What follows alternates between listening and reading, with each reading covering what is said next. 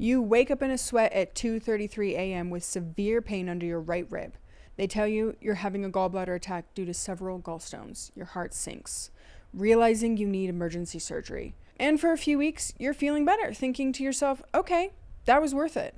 But then you start having different symptoms. Relentless heartburn. The reflux, nothing seems to touch it. You've tried Tums, Alka-Seltzer, Maalox, and even that weird thing called alginates. So you head back to your doctor and get Omeprazole, which has been one of the top-selling drugs in the US for over a decade, in hopes that this medication works.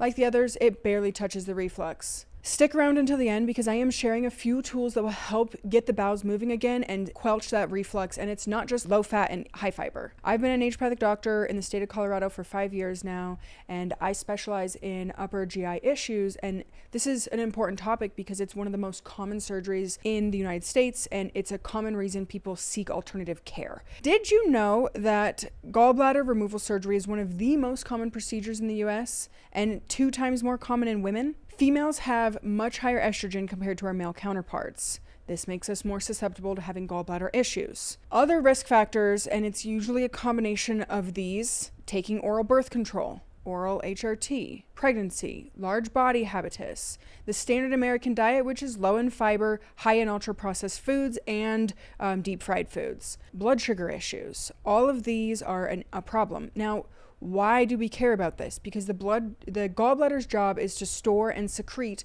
concentrated bile into the small intestines. The liver produces the bile and then it is stored in the gallbladder. When the gallbladder is removed, bile secretion becomes inconsistent. The crux: before gallstones comes what's called biliary sludge, or thickened bile. For the risks mentioned above, the bile starts to thicken and the gallbladder gets the blame. Was the issue, though, the gallbladder, or was it upstream in the liver? Given that the symptoms are similar but different now than before the surgery, is it possible that the bile made in the liver was the bigger issue? All the risk factors add that extra pressure on the liver to do its job properly.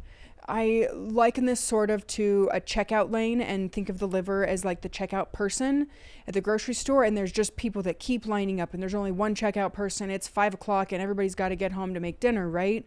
So we're having one liver do all these jobs, and it's really tough to do its job more effectively. Compounding the issue, the cherry on top of the constipation and reflux post gallbladder removal, is low stomach acid. This is in more than 50% of people with gallbladder issues having low stomach acid. And so why does this matter? The digestive system works kind of like an elegant system, right? You flow from one piece to the next. Symptoms of low stomach acid are burping, reflux, bloating, indigestion. Often these get lumped into gallbladder dysfunction, but that's not the case. They related because it's part of digestion, but it kind of parses out and speaks to more stomach acid issues than gallbladder issues. While we can live without a gallbladder, the bile being unregulated in its squirting into the small intestines, we now compound the issue of already low stomach acid. The gates that go between the stomach to the small intestines aren't working properly, as is the gate to the throat. And this causes things to move in what I call south to north instead of north to south.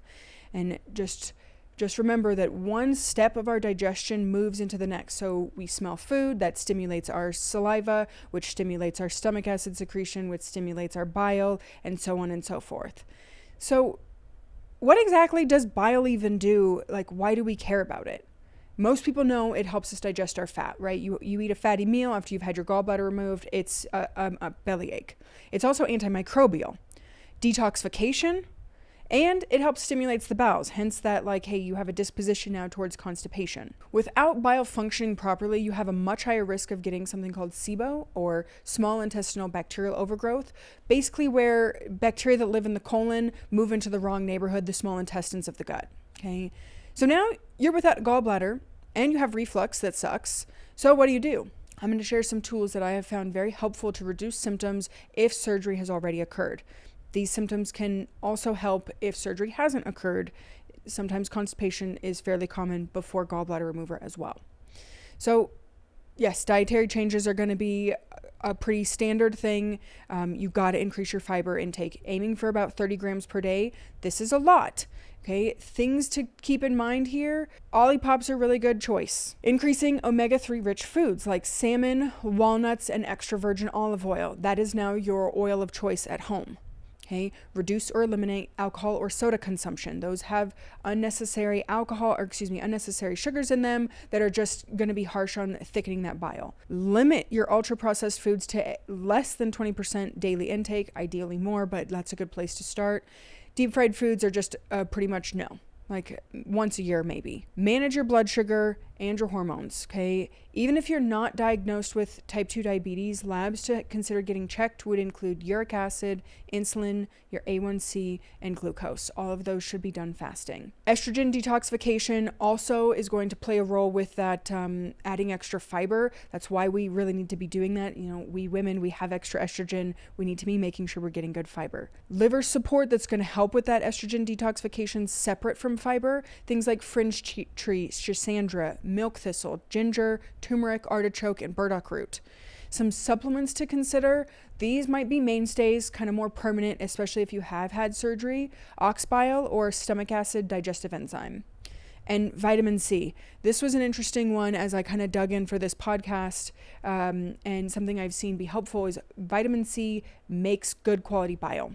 Artichoke and ginger, things we've already mentioned to support liver, also help with good bowel movements. So for quick reflux relief, things like marshmallow root mixed in a little bit of water can be super helpful. And aloe vera juice in our leaf, I have a brand that is my preferred. I share that at the bottom. Here is how I like to support you guys post-op with constipation and reflux once you've had your gallbladder out. Bile nutrients, I'm a big fan by Seeking Health, 4 caps a day. Buffered vitamin C, 200 milligrams a day. Marshmallow root powder, 1 teaspoon in 4 ounces of water, or 2 ounces of aloe vera juice. After meals, if you're still having reflux symptoms, doing the above recommendations. A lot of times people's symptoms will clear up. Once you get those bowel movements going, the reflux tends to subside as well. And if you found this podcast helpful or interesting or controversial, send it or share it with a friend. Like and subscribe for more. Thank you so much.